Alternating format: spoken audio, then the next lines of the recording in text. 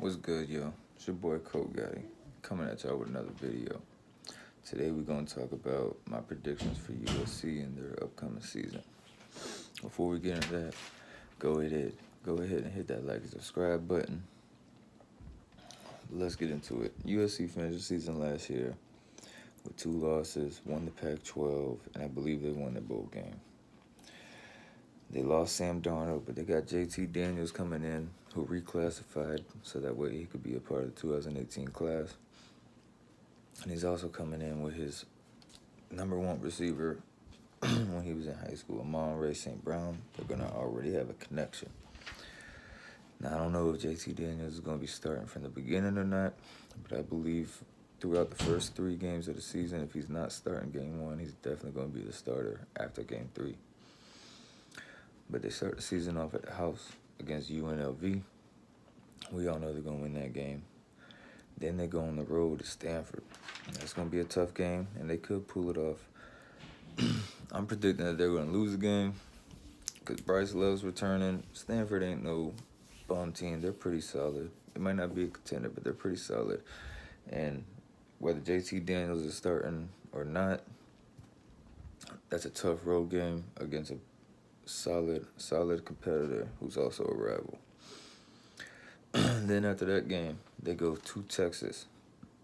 You know, last year that was a good game. They went to double overtime, triple overtime. USC won. This year they're going to Texas. I believe Tom Herman is going to definitely bring Texas up. I believe they're going to be, I don't know about contenders, but they're going to be way better this year than they was last year. But I'm going to have USC winning that game. And I believe the Stanford game after they lose, that's when they're going to throw JT Daniels in against Texas. That's my prediction if he's not starting game 1. After that, they go back to the house, play Washington State. Washington State, they can spread the ball, they can put points up, but they're not on the same level as USC. USC is going to win this game. Then they go to Arizona. And Arizona, another thing, they're not on the same level. Pac-12 is really just weak. Really it is. There's only like 3 teams. Really it's just 2 teams lately. About every year there's about 2 teams that are solid in the Pac-12. And USC ain't been one of them. But I believe they're about to be solid with JT Daniels. And Arizona, their quarterback, he might get a lot of hype. But I'm not buying the hype. And I don't believe Kevin Sumlin's going to do nothing special there. He ain't do it at the A&M with way better talent, so I don't see why he's going to do it there. Then they go back to the house and play Colorado. That's going to be an easy win for them. Then they go to Utah, another easy win. Then they come home and play Arizona State. I believe they're going to win. But like I tell people all the time, in the Pac-12, Arizona State is a team that knocks off and upsets the top dogs. If you're contending in the Pac-12, Arizona State's a game you need to watch out for. But with Herm Edwards there, I don't know if it's going to be the same thing with him there. So I got USC winning that game.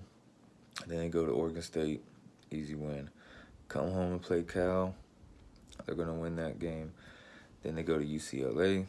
They're going to win that game. Because even if Chip Kelly can bring UCLA to life, it's not going to happen right now. He's got to get his own players, put them in his system.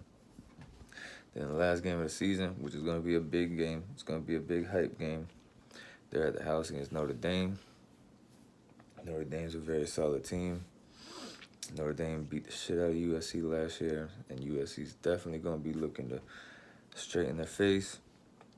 I got USC winning that because no matter what, by the end of that season, JT Daniels is going to be seasoned. He's going to have all the experience he needed.